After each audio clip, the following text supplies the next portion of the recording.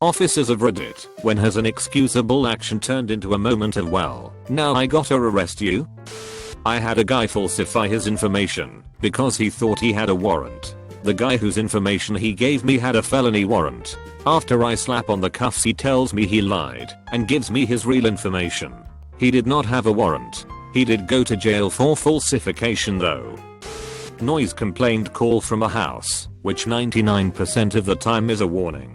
Loud guy is super drunk and says my music couldn't have been that bad, I just drove home.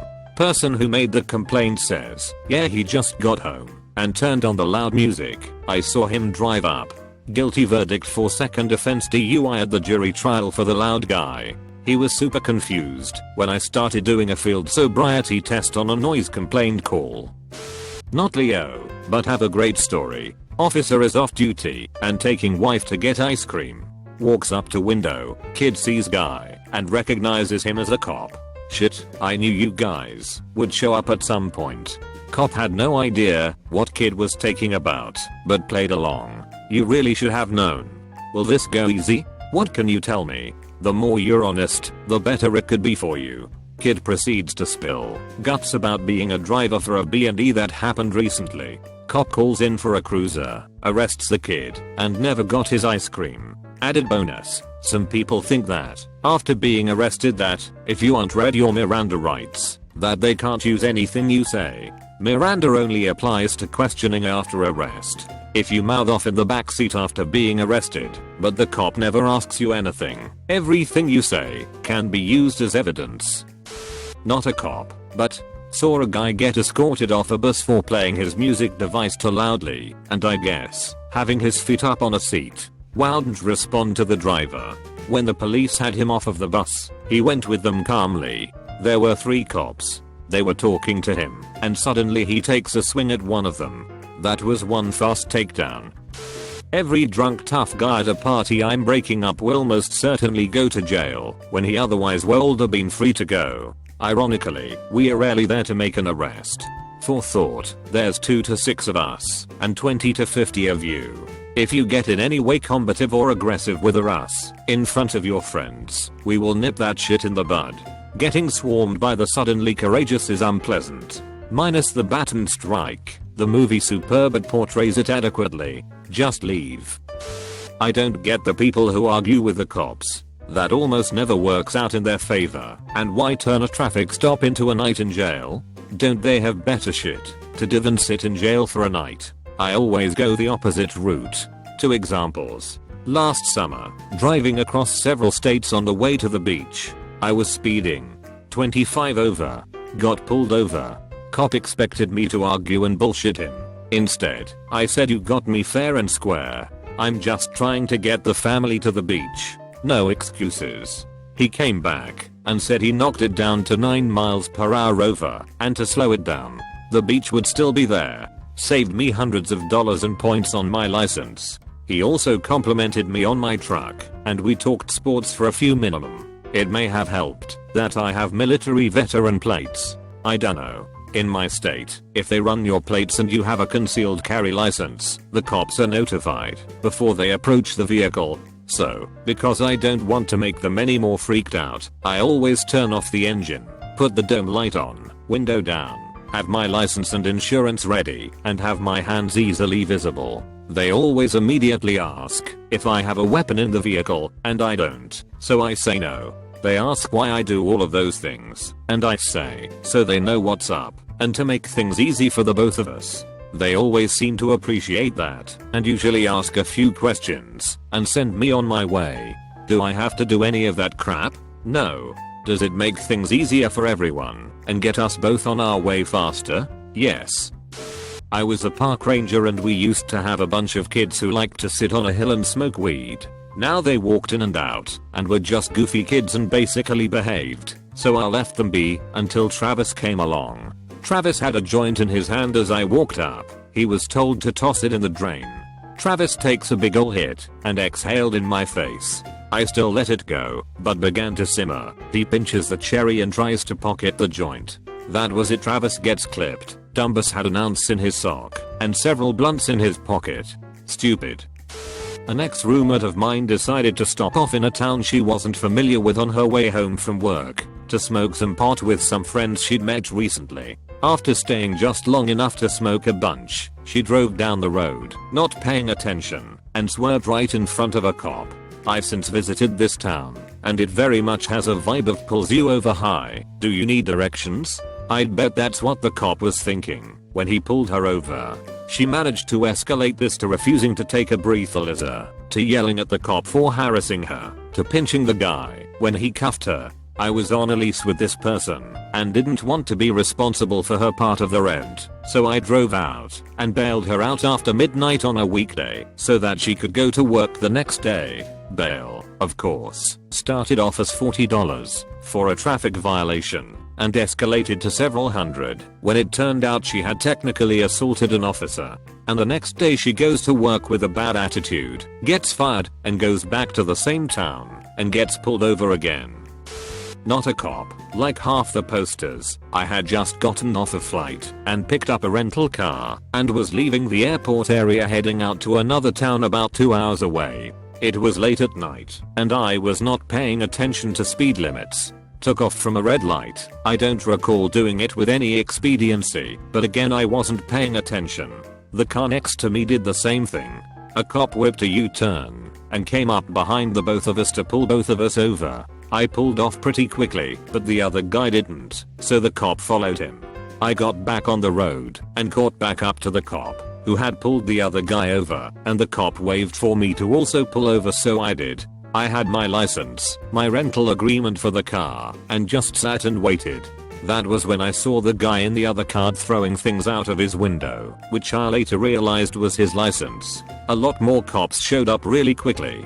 One came over to my car, I handed him my license, and he literally asked me, "Why did you stop? There was only one cop here." I told him it didn't seem like a smart idea to try to get through the immigration checkpoint 20 miles up the road, South Texas, when radio exists. He laughed, walked away for a bit, and came back to my window and told me to drive safe. As I was pulling away, they were arresting the other guy who was yelling and thrashing at the cops. It was a simple traffic stop. I didn't even get an official warning. Other dude was in cuffs. Just be nice to cops. I saw some drunk dumbass on Live PD get the cops called on him at a hotel for breaking the window or something. The owner just wanted him to leave. He straight up tells the cops he has warrants, and they're like, "We don't care about any of that, just leave the premises and go about your night." But you just would not leave. So the cops had to arrest him.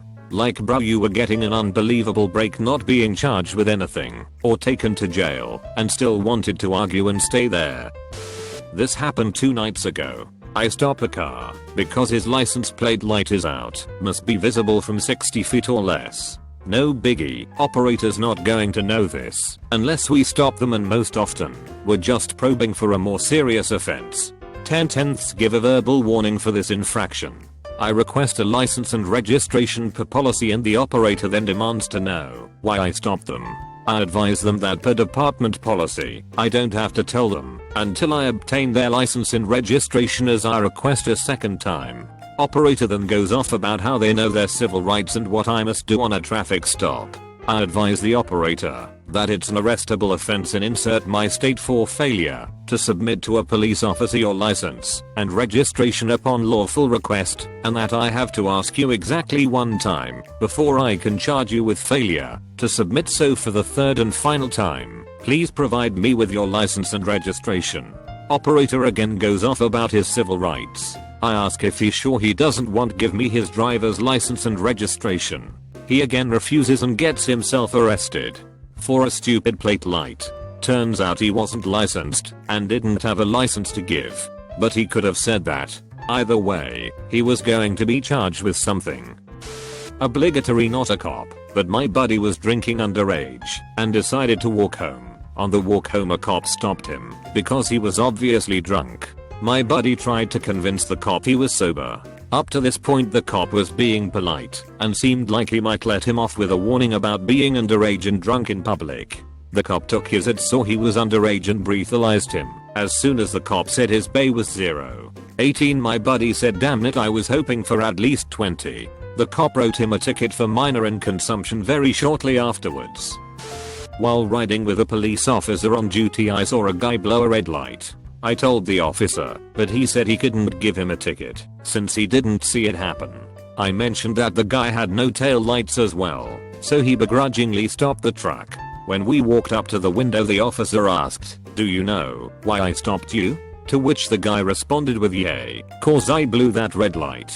The officer looked at me and shook his head, then asked, "Why did you blow that red light?" "Because the brakes are bad in this truck and I couldn't stop that fast." The guy ended up having a warrant and had weed in his truck.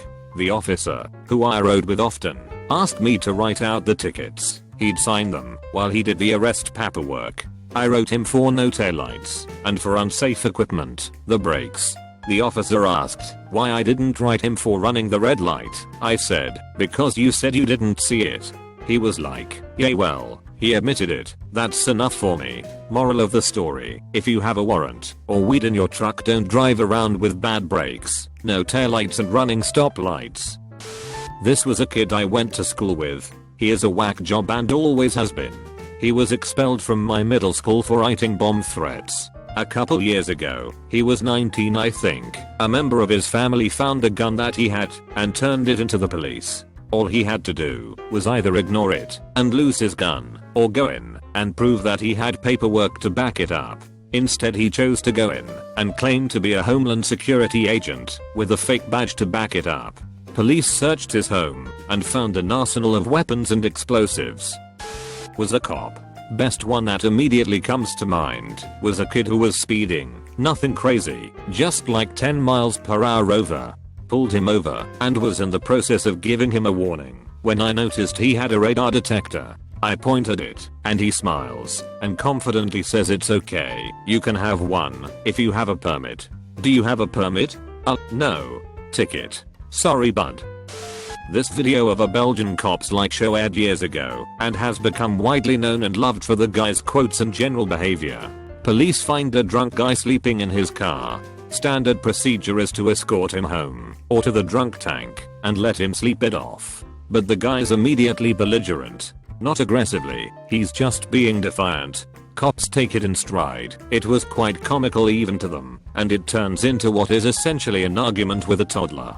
He gives offhanded comments to even the simplest question, e.g., "Where do you live? La La Land."